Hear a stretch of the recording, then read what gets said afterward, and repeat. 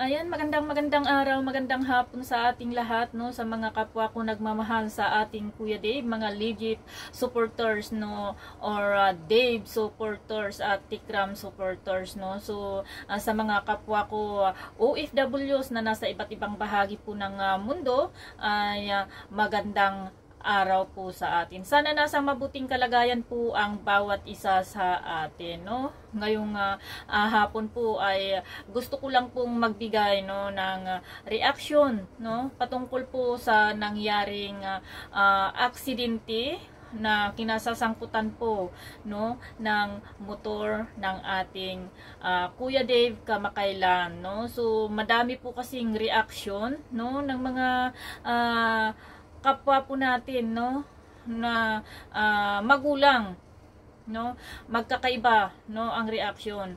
Pero, no, sabi ko nga bilang isang magulang, ang isipin po natin is yung ikabubuti ng ating anak, no. This is it, no. At gusto ko lang pong i-call out, no, ang mga ibang supporters, no, ni Luis, ni Kuya Luis, no. Ang sabi po nila is ano naman daw yan, no, Tikram. Yan po ang sabi po nila, no.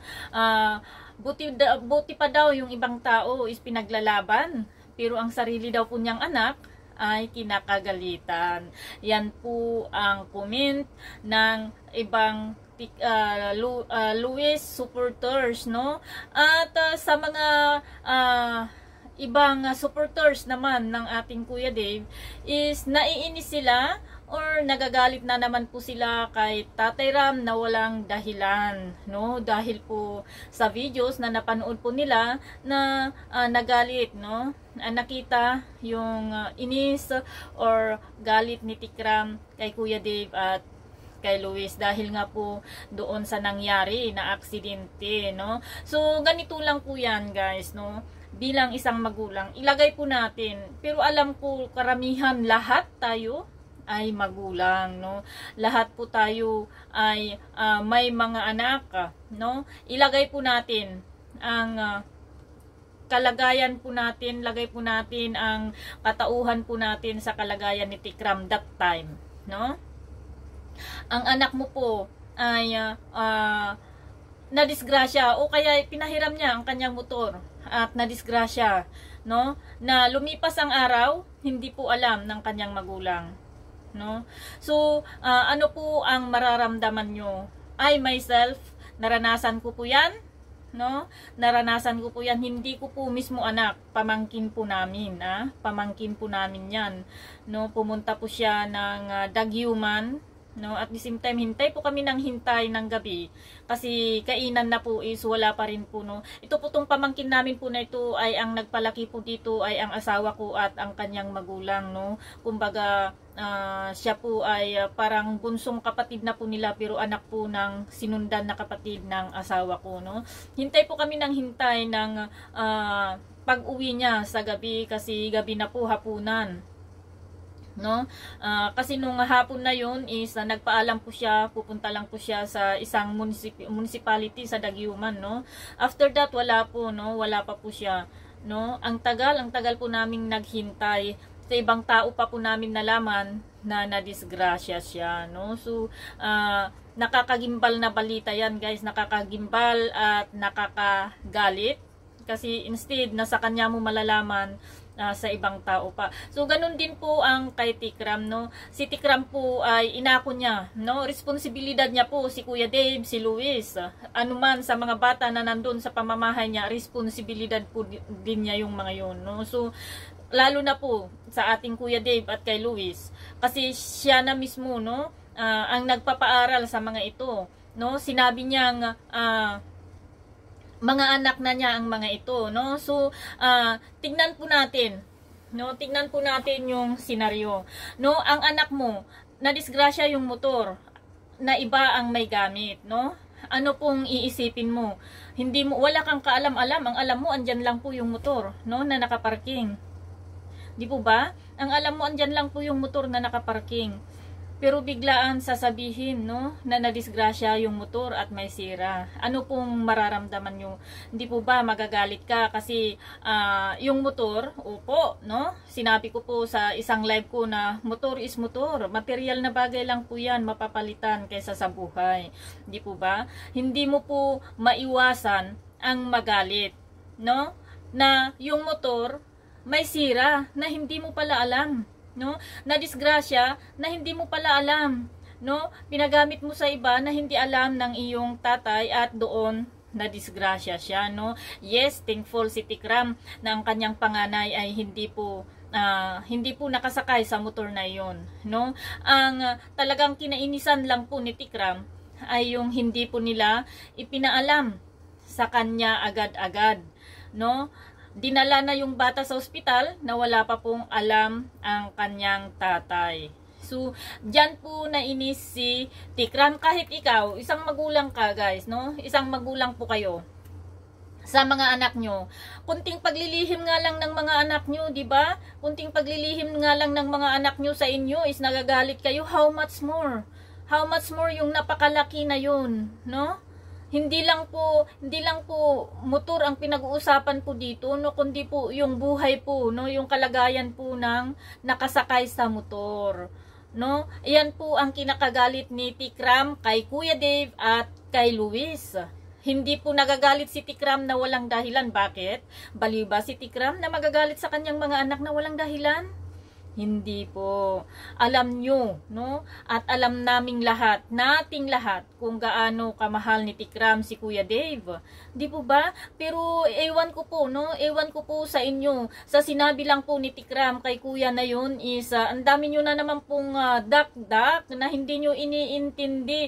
Bilang isang magulang guys, alam po natin lahat na sabi ko nga is kailangang malaman, no, ng tatay, ng nanay ang mga kilos natin, lalo't lalo na po, no, ito ay buhay ang nakasalalay, no. Paano kung ikaw po ang nadisgrasya doon, no, at hindi alam ng iyong ama? Opo, sabihin natin wala kang sugat, pero hindi mo alam yung ulo mo pala ang naitama, no, at bigla kang nagkasakit. Ano pong alam ng iyong ama, no? Paano mo sasabihin sa iyong ama, tatay, ang sakit ng ulo ko. 'Di ba? Anong dahilan bakit masakit ang ulo mo? Wala ka namang alam irason kasi takot ka nga na magsabi ng totoo. No? Doon po nagalit si Tikram kay Kuya Dave. At hindi rin po natin masisisi ang ating Kuya Dave kung bakit hindi niya agad nasabi, no, sa kanyang tatay ang buong katotohanan dahil nga po naunahan po siya ng takot. Kahit sino naman po, no, ang makakaranas ng ganyan, 'di ba?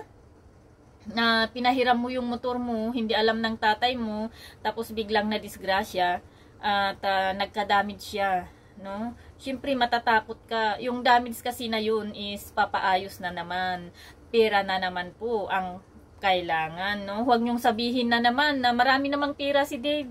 Bigay ng mga sponsors, mag-isip po kayo, mga sponsors o mga supporters ni Dave, no? Hindi po basta-basta gagalawin ang pira dahil bigay ng mga sponsors or bigay ng mga supporters, no? Ang pira na yan ay nakalaan para po sa kinabukasan ng bata, hindi po para sa kung ano-ano dyan na anik-anik, no? So, isipin nyo naman po yung mga pinagsasabi nyo. Huwag naman pong ganyan na lahat na lang isisi kay Tikram. Yung sabi ko nga is, pagka may narinig po kayo, nakita po kayo sa video na hindi po naaayon sa inyong kagustuhan, kung ano-ano na pong pinagsasabi nyo kay Tikram. Ito po yung sinasabi natin na wala na po kayong kahihiyan. Feeling nyo, kayo ang magulang ni Dave, no? Feeling nyo, kamag-anak po kayo ni Dave. Feeling nyo, no, mas may alam po kayo kaysa kay Tikram. Si Tikram 24/7 nakasama ng batang yan, no? Kayo, nanunood lang kayo. Yung iba nga dyan, hindi pa po nakapunta sa bahay nila Tikram, no? Hindi nyo pa nakita kung ano yung totoong sitwasyon sa loob ng bahay nila Tikram, no? Pero ang galing nyo pong dumakdak, ang galing nyo pong gumawa, ang galing-galing nyo pong gumawa ng kwento, no? Para lang may pag-usapan, di po ba? Hindi na po kayo nahiya sa taong kumupkop, no, sa batang sinasabi nyo'y mahal nyo. Hindi na po kayo nahiya sa mga taong nagbigay ng pagpapahalaga sa batang sinasabi nyo'y sinusuportahan nyo. At hindi nyo na po binigyan ng kahihiyan ng ating Kuya Dave, no? Sa mga pamilya, no? Sa pamilya Manalastas na siyang tumanggap po sa kanya ng buong buo, no? Musmusin pa siya doon, gusgusin pa siya noon, no? Pero tinanggap, niyakap siya ng buong buo ng pamilya Manalastas.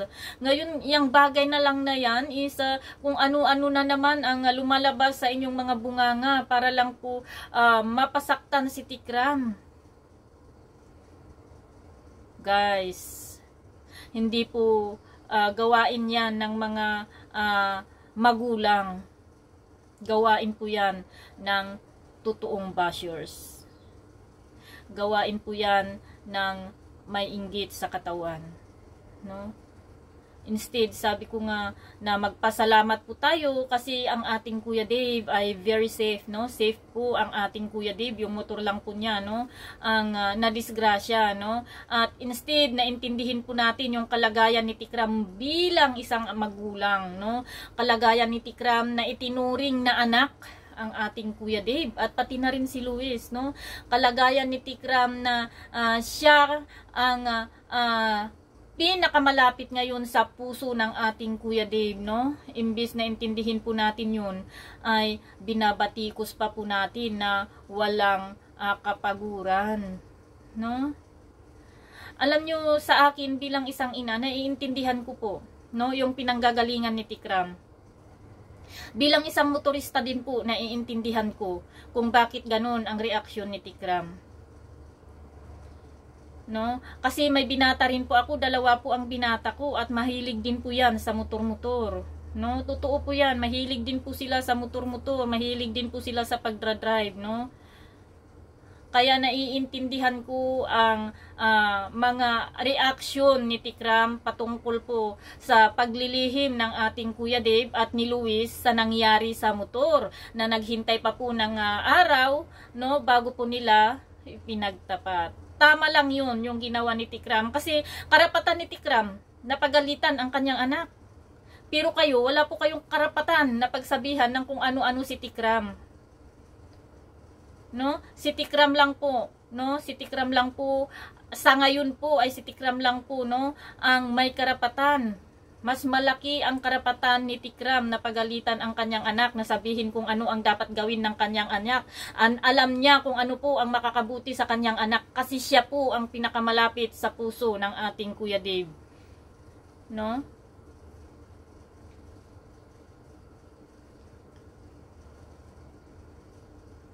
At normal po yun na reaksyon ng isang magulang. Buti nga yun lang po ang sinabi ni Tikram eh. Buti nga ganun lang po ang sinabi ni Tikram. Kung ibang magulang yan, sigurado ako nakatikim ang ating Kuya Dave. Pero magpasalamat po tayo at ang magulang na kumupkup sa kanya, no, ay walang iba kundi si Tikram na mahal ang Kuya Dave natin.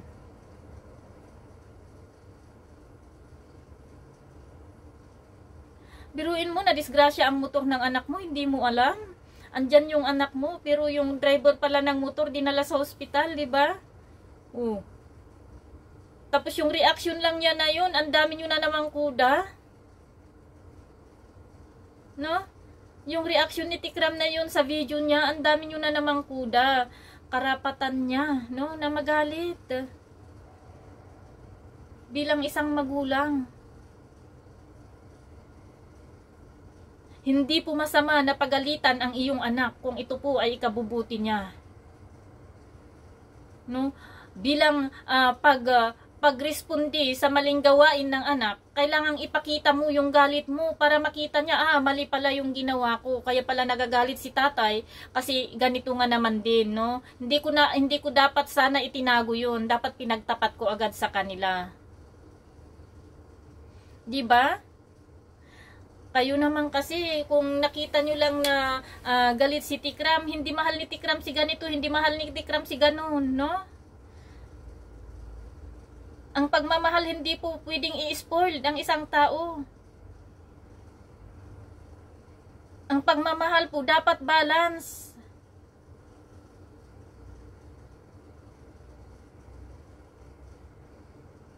Hindi mo maipakita ang iyong pagmamahal kung lahat na lang, pati kamalian ng isang tao, ay sinasang-ayunan mo. Hindi po pagmamahal yun.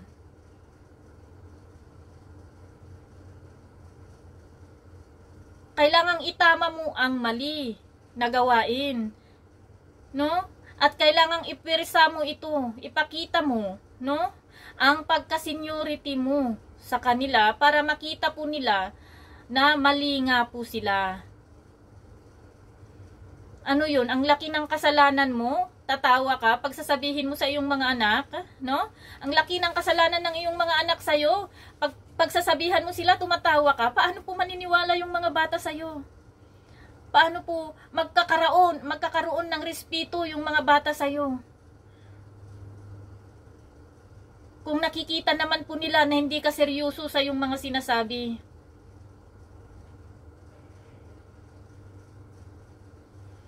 Nakulumang tugtugin na po itong ganitong ginagawa nyo, guys. Lahat na lang mali. No? Dito sa mga makaluwis, lahat na lang mali ni Dave, no? Dito sa mga supporters ni Kuya Dave, lahat na lang mali ni Tikram. Hindi ko alam, no? Kung totoong kayo ay supporters or kayo ay talagang kunwaring supporters lang. Biruin mo, no? Biruin mo, pagagalitan ka kasi mali nga naman ang iyong ginawa pero minamasama nyo, no? Totoo ba kayong supporters? O nagkukunwari lang talaga kayo? O ginagamit nyo lang yung mga tinulong nyo sa bata na yan para kunwari, no? Ay may karapatan kayo na magbigay ng kung ano-anong sabi nyo nga, opinion, masasamang opinion na hindi naman naaayon sa sitwasyon. Diba? Mag-isip naman din po kayo. Kayo yung mga magulang din. Madali, sabi ko nga, madali kasing magsalita no? Kasi wala po kayo sa sitwasyon.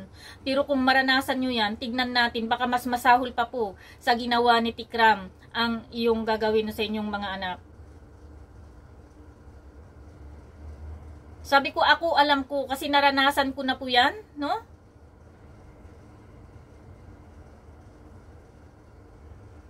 Dalawa po ang binata ko na mahilig sa motor, no? Kahit itago ng kanilang ama ang kanilang motor, itago ng kanilang tito ang kanilang susi, no, ng motor, mahahanapan, no, at mahahanapan. Magugulat ka na lang, no? Wala na yung motor sa parkingan. At iyan po ang dahilan, guys, no? At iyan po ang dahilan kung bakit hanggang ngayon, no, kahit kailangan na po sa eskwelahan na palisensyahan yung pangalawang anak ko, hindi ko po siya pinapalisensyahan. Nakatraining na po siya, no? Nakatraining na po siya ng para po makakuha ng lisensya. Ready na po, no? Ako at mga kapatid ko lang po ang ayaw muna. Alam nyo kung bakit? Ayaw ko po na gabi-gabi, araw-araw po akong mag-alala sa kanya. Kasi pagka nagkalisensya na po yan, kung saan-saan na po siya makakapunta. Kasi sabi ko nga, hindi lang po motor ang kaya po niyang imaniho, kundi pati rin po sasakyan. No?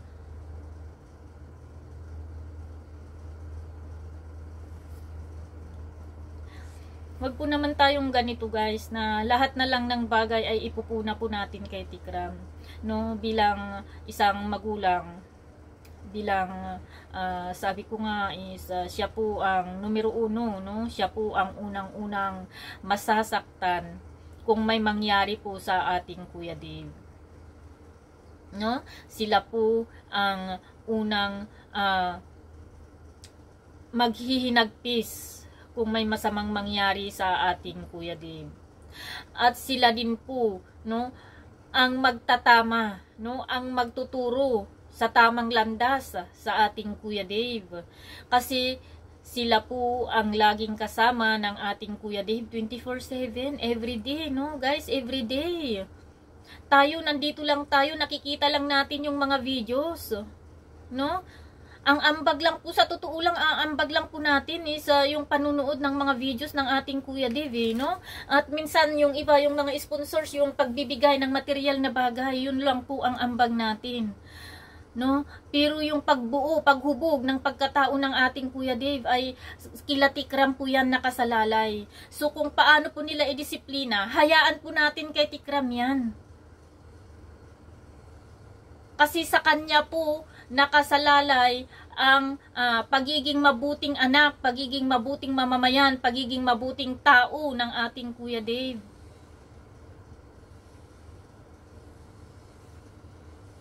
Grabe naman kayo. Hindi ko alam kung saan po kayo nanggagaling sa mga pinagsasabi nyong ganyan kay Tikram. Kasi alam ko magulang din po kayo no? Alam ko magulang din po kayo. Pero kagaya po ng sinabi ko, hindi ko alam, no? Yung mga isip nyo, no? Yung mga isip nyo talagang napakakitid. Kailangan pong palawakin po natin, no?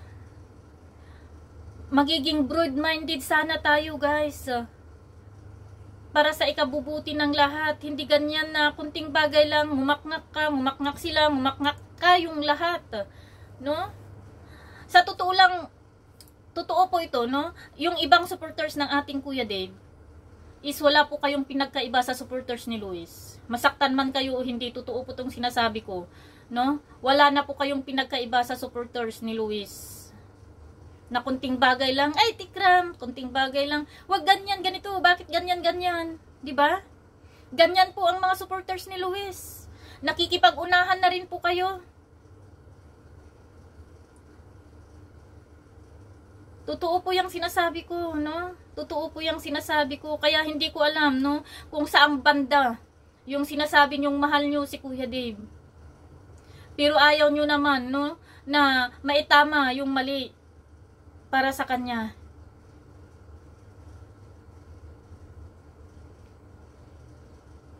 Isipin naman po natin ang kapakanan ng ating Kuya Dave. Hindi lang po yung saya na idudulot ng panunood natin sa kanya ang isipin po natin. No? Isipin din po natin yung mga bagay-bagay, no, na para sa kanya. No, para sa ikabubuti po niya.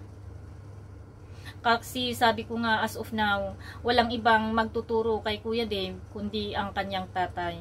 Kasi si Tikram ang pinakamalapit, ang may karapatan din po na magturo sa ating Kuya Dave kasi siya nga po ang tumatayong magulang. Siya po ang tumatayong guardians ng ating Kuya Dave, no? Aminin man po natin o hindi, yan po ang totoo. Ikaw, ako, silang lahat, wala pong karapatan yang mga yan, no? Opo, supporters po tayo. No? Opo, sponsors po kayo. Hindi po natin tinatanggal yan. Pero kung ang pag-uusapan po natin, ang pagtuturo sa bata, ang pag-uusapan po natin, ang karapatan, no? Kung paano ihubog, no? Ang bata, is na kay Tikram lahat yan. Kay Tikram sa Manalastas family, no? Kahit tanungin nyo po sa ating Kuya Dave, no? Kahit pagkumpul-kumpulin po natin lahat ang mga supporters ng ating Kuya Dave at papiliin natin, supporters ni Kuya Dave or ang tatay niya, tanungin nyo kay Kuya Dave, tignan natin kung sino po ang paniniwalaan niya.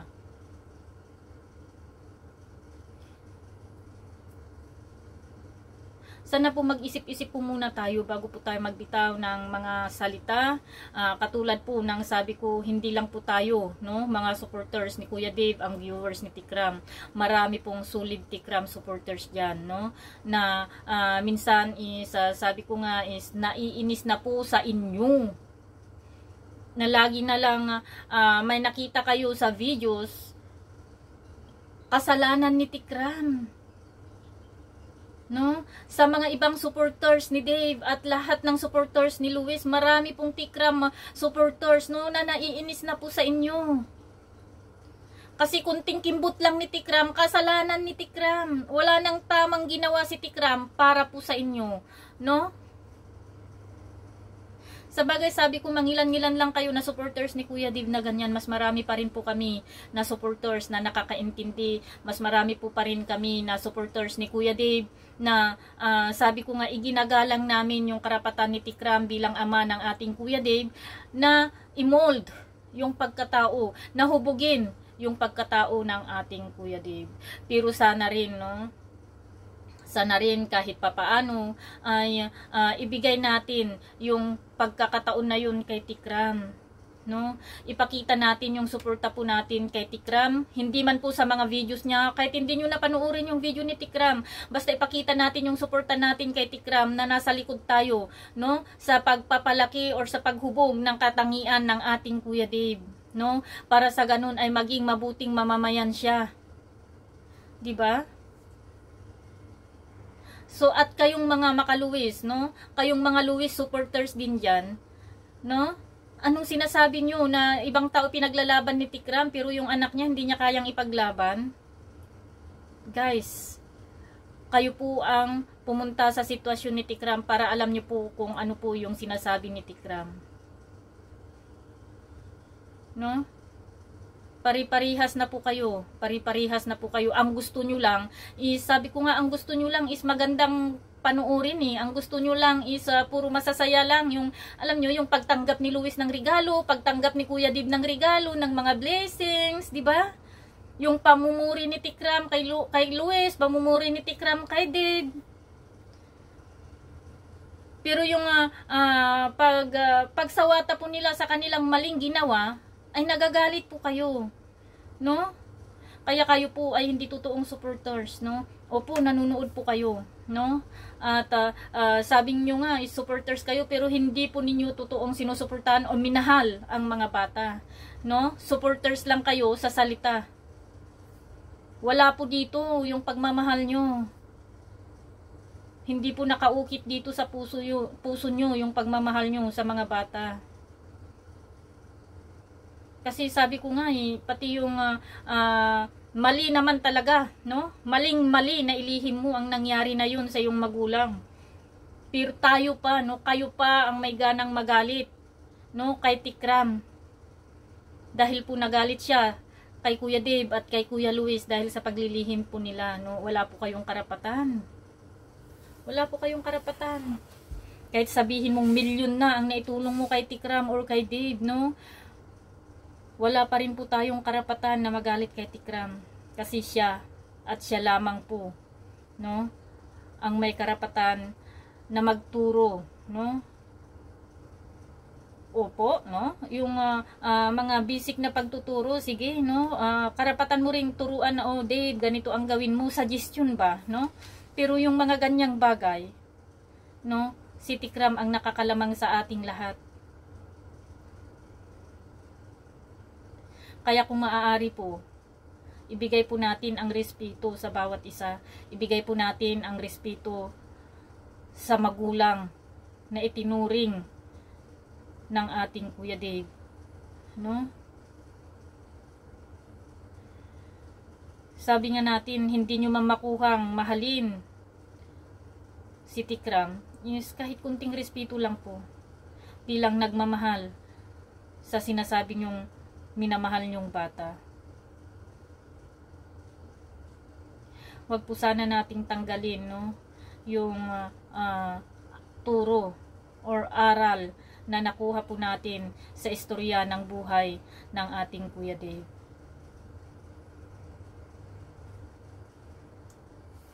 Kung saan po tayo nagkaisa, kung bakit po tayo nandito ngayon, ay dahil po, sabi nga natin, na-touch po tayo or nahipo po tayo dahil po sa istorya ng buhay ng ating Kuya Dave na ating napanood, no? So kung totoo, no, na tayo po ay nahipo, nakita po natin yung key point doon, no, kung ano po ang aral na dapat mapulot natin sa istorya ng buhay ng isang bata na yan.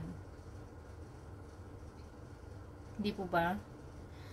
So, ayan guys, mga kapwa ko nagmamahal sa ating Kuya Dave, mga supporters din ni Luis dyan, no? Kung maaari sana, bago po tayo magbitaw ng salita, ay isipin po muna natin ang ating mga binibitawan. Bigyan din naman din po natin halaga, no? Ang tulong, no? Ang pagmamahal ni Tikram.